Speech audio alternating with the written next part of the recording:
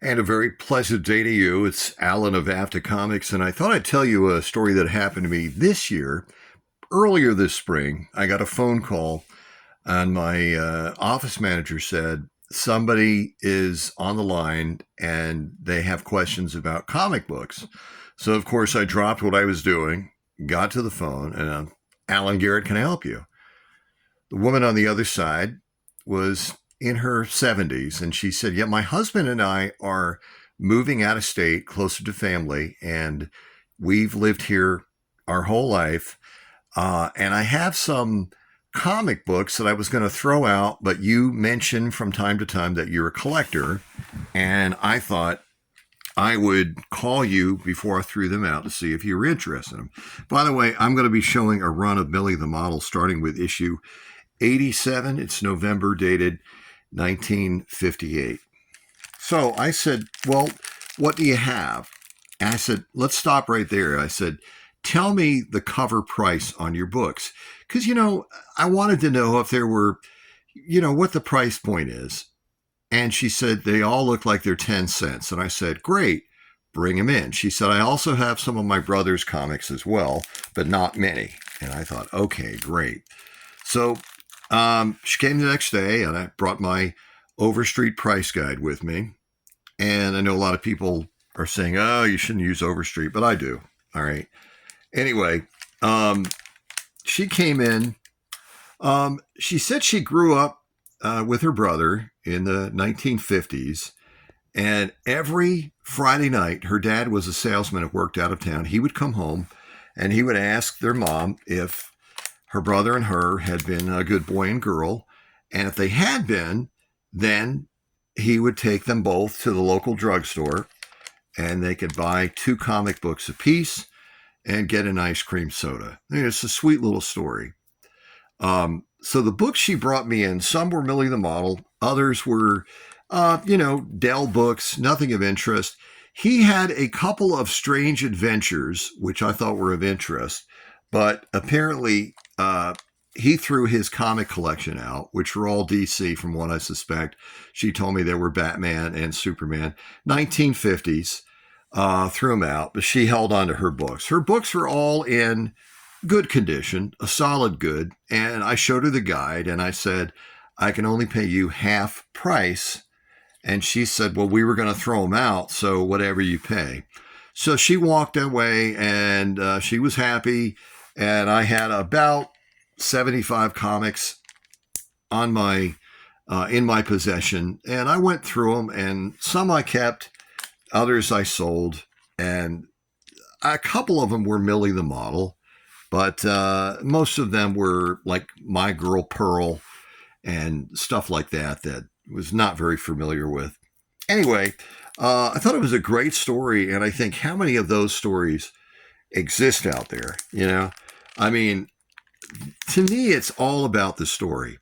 All right, so that's the first part of what I'm going to talk to you about. That's over. The second part is last weekend, I did a comic book show, or convention actually, in Greenville, North Carolina. And this was the first show I did that was not just comic books, but it was toys, and it was artists and actors coming in, and also my first experience with cosplayers. Oh, by the way, let me go back. I'm sorry. Here's Millie the Model's 100th issue, which I love because they're at this newsstand, and all of her issues are there, which I think is great. And some of these early issues in the early 100s, Stan Lee and Jack Kirby make appearances, and I think they're noted in the guide. But anyway, I get a kick out of them. One has a story where Millie's friend Chili is going to be a artist, or not an artist, but a art representative for Jack Kirby. And they have some copies of Tales to Astonish and stuff like that in the background. So I love stuff like that. Anyway, a couple of duplicates I didn't know I had. Anyway, the comic show was great. I enjoyed it. It was slow at first, and I brought a lot of posters that I had, either duplicates or posters that I just didn't want anymore. I have to admit, I am curbing back on my poster collection. Not all the way, but on some of the books, just to, just to kind of make room in my new and improved comic book room because it just didn't make the cut. They sold. I was surprised at who they sold to. Greenville is a college town. It's the home of East Carolina University. And I had a lot of undergraduate and graduate students grab onto some of these superhero posters. And I had $40 and $50 on it. It wasn't ridiculous. And they were in frames. And I don't think these guys are big collectors. They just love the idea of seeing the Silver Surfer and Galactus in a 2 foot by 3 foot display. And it was great. I sold a lot of posters. Comic book wise, I sold McFarlane like crazy. I had a run of the McFarlane Spider-Man Marvel Tales and his regular series. They sold like crazy. Now, the prices I sold them at were lower than what I had them priced at just 2 years ago, the last time I did a show. And I noticed in general, other dealers had all also lowered their prices, which I thought was a great thing.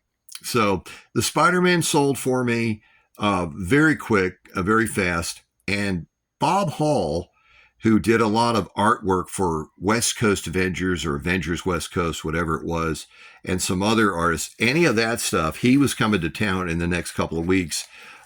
People were looking for any of his stuff. Most of the books I had were between $5 and $15. Did not do a lot of dollar books this time, and apparently that was a good thing because there was a lot of competition. There were a lot of dollar boxes out there. Got to see a lot of my friends.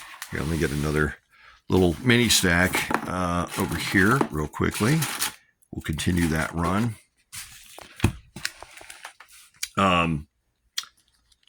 Millie the Model.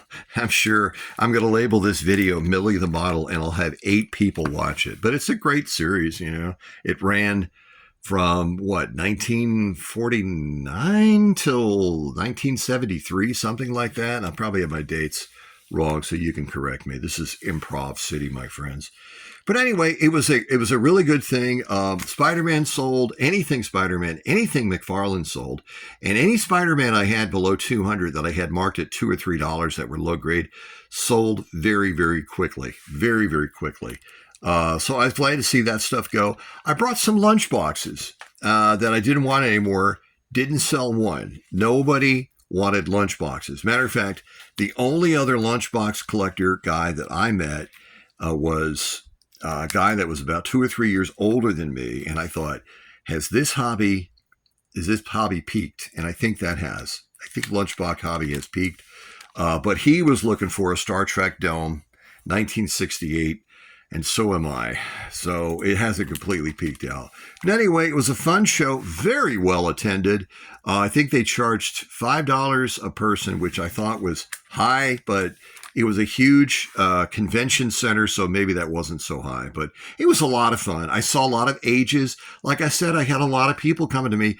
Nobody that came to my booth was my age. They were at least 15 or 20 years younger, which was great. I saw a lot of kids, I saw a lot of teenagers, and a lot of 20 and 30-somethings that were looking for comics and looking for good deals. And nobody was looking for graded books, which was great, at least on my end. So some hopeful things for the hobby, for the next generation.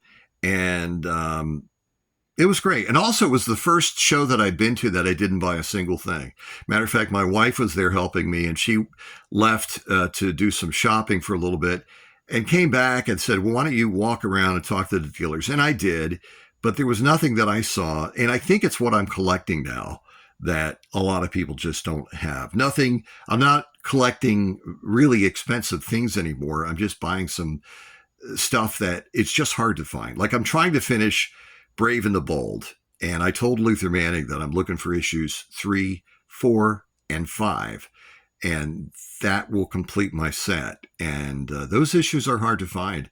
I mean, even on the internet, for the price you want to pay. And that's really what it's all about, right? It's finding something that you want in the condition that you'll accept at the price you want to pay without breaking the bank. Anyway, I'm not telling you anything you don't already know. But a good show, a really good show. A fun story with the woman that's her and her husband are moving away and of selling of comics. And I guess sometimes, and that's not the first time that's happened, talking about your hobby on the air as an announcer is a good idea. All right, enough. Thanks. Take care.